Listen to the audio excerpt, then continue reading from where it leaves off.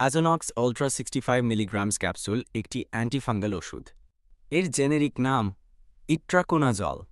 এটি বিভিন্ন ধরনের ছত্রাকজনিত সংক্রমণের চিকিৎসায় ব্যবহৃত হয়।